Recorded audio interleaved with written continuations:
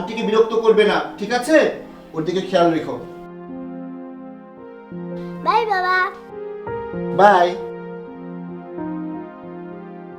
ভাই এই শোন, এখন আমার সাথে নিচে যাবি। যাবো না। যাবি না তাই না? দাঁড়া, আমি তোকে দেখছি।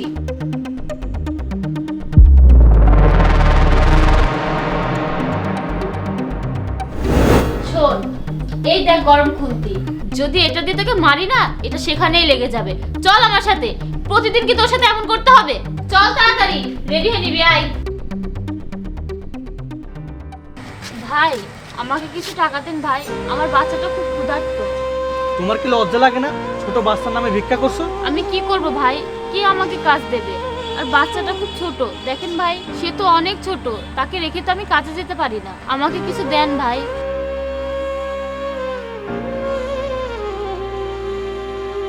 নাও। আপনাকে অনেক ধন্যবাদ ভাই। ঠিক আছে। ভাই আমরা খুব ক্ষুধার্ত, আমাকে কিছু টাকা দিন। আমার বাচ্চাটা 2 দিন খায়নি ভাই, প্লিজ আমাকে কিছু টাকা দিয়ে সাহায্য করুন।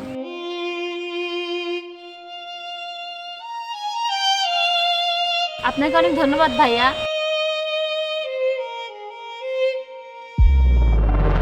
উফ, এভাবে চলতে থাকলে তো আমি একদিন অনেক বড় লোক হয়ে যাব।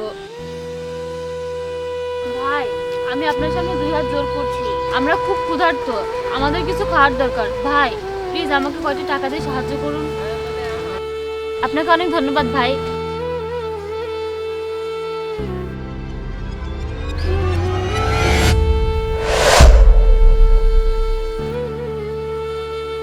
সাহেব সাহেব আমাকে কিছু টাকা দিন।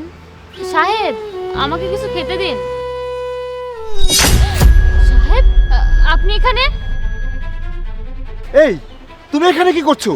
আর আমার ছেলের কি অবস্থা করেছো? সাহেব আসলে ও খেলতে চাইলো, তাই খেলার জন্য ওকে বাইরে নিয়ে এসেছি। একদম চুপ করো, আর আমার বাচ্চাকে দাও। তুমি আমার বাচ্চাকে একদম স্পর্শ করবে না। আর তোমার কি এমন দরকার ছিল যে তোমাকে এসব করতে হয়েছে? তুমি এত নিচে নেমে গেছো? না না সাহেব, আপনি ভুল বুঝছেন। আমি ওকে খেলার জন্যই বাইরে নিয়ে এসেছিলাম, কারণ ও বাড়িতে অনেক কান্নাকাটি করছিল, তাই আমি ভাবলাম ও নিচে গেলে অনেক খুশি হবে।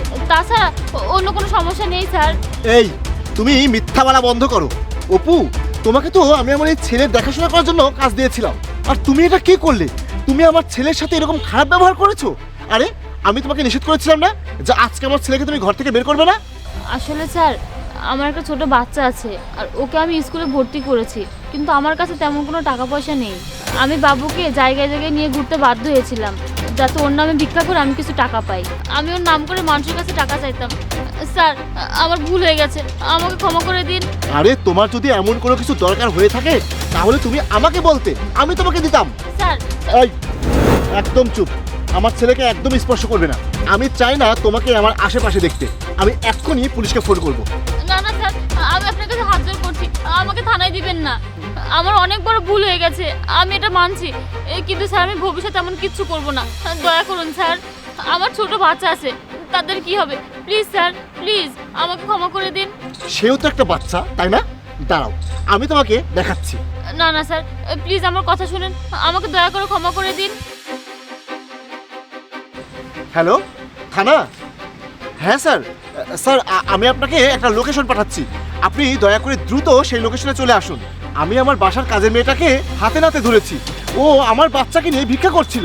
স্যার এখন থেকে আমি আর কোনো ভুল করব না, আমাকে ছেড়ে দিন প্লিজ স্যার, আমাকে ক্ষমা করুন। এখন তুমি একটু অপেক্ষা করো, পুলিশ আসছে, তারপর তুমি তোমার এই বাজে কাজের জন্য শাস্তি পাবে। স্যার, আপনি এসেছেন, ওকে নিয়ে যান। এই সেই অপরাধী মেয়ে, হ্যাঁ আমার বাসায় কাজ করে, সে আমার বাচ্চাকে নিয়ে ভিক্ষা করছিল। ওকে নিয়ে গিয়ে এমন শাস্তি দিবেন যেন এরকম কাজ করার আগে 100 বার ভাবে। চলুন ম্যাডাম, আপনাকে আমার সাথে যেতে হবে, চলুন।